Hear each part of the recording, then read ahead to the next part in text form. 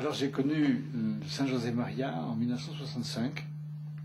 J'étais plus jeune que maintenant, bien sûr, et c'était au cours d'une petite réunion familiale avec lui.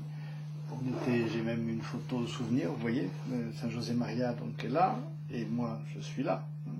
Le premier souvenir que j'ai est un souvenir de paternité. Je crois que Saint José Maria était avant tout un père. En France, lorsque nous nous adressons à un prêtre, on lui dit très souvent mon père. Je ne dis pas que c'est banal, parce que ça correspond à une paternité spirituelle. Mais c'est vrai que c'est une expression qu'on utilise facilement sans toujours lui donner un contenu profond.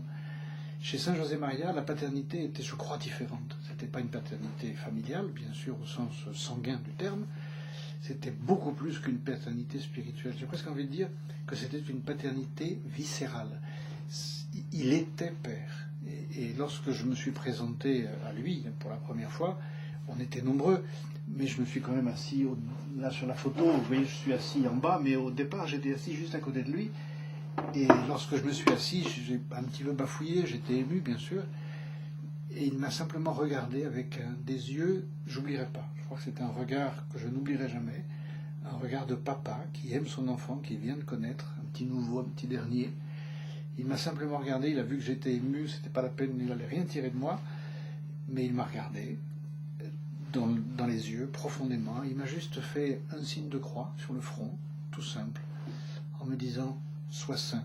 Il me l'a dit à moi, les autres ne l'ont pas entendu, c'était quelque chose qu'il me disait à moi. J'espère que ce n'est pas parti de ma mémoire. Et puis, j'ai d'autres souvenirs, d'autres traits saillants de sa personnalité qui m'ont frappé, à l'occasion aussi d'anecdotes très personnelles. C'était sa présence de Dieu. Quand ça m'est arrivé de le croiser dans des couloirs, il était profondément recueilli en Dieu.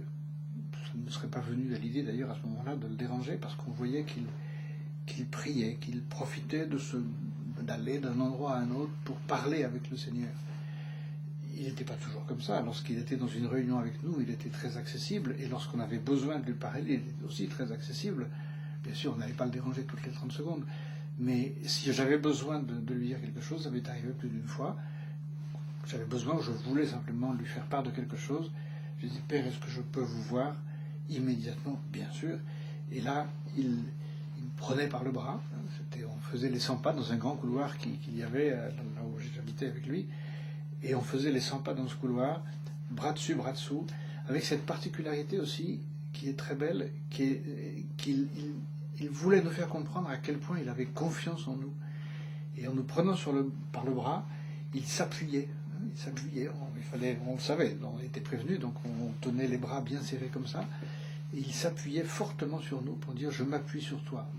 Voilà. Est-ce que je peux compter sur toi? Et bien sûr, on avait le grand désir de lui dire « vous, Père, vous pouvez compter sur moi ». Voilà, c'est ça. Et puis une autre petite chose, peut-être je peux ajouter, c'est le grand amour qu'il avait ce qu'il appelait les petites choses. C'est ces petits détails de la vie courante qui sont insignifiants, mais qui ne sont plus insignifiants à partir du moment où on met de l'amour de Dieu dedans. C'est ce qu'il nous avait appris à faire, à mettre de l'amour dans les choses que l'on faisait, et donc on les faisait avec bonne humeur, avec perfection, on va mettre des guillemets, enfin le mieux que l'on pouvait, mais avec... nous avons essayé, je pense, ces enfants, d'y mettre aussi beaucoup d'amour de Dieu. C'est sûr qu'avoir eu ce privilège de vivre avec quelqu'un que je côtoyais tous les jours, que j'entendais régulièrement, qui était déjà saint, mais je ne m'en rendais pas compte, de m'en être rendu compte après, d'avoir réalisé que j'ai passé plusieurs années en compagnie d'un saint, que j'ai reçu ses enseignements, que j'ai essayé de les mettre en pratique. Autant de raisons de rendre vraiment grâce à Dieu.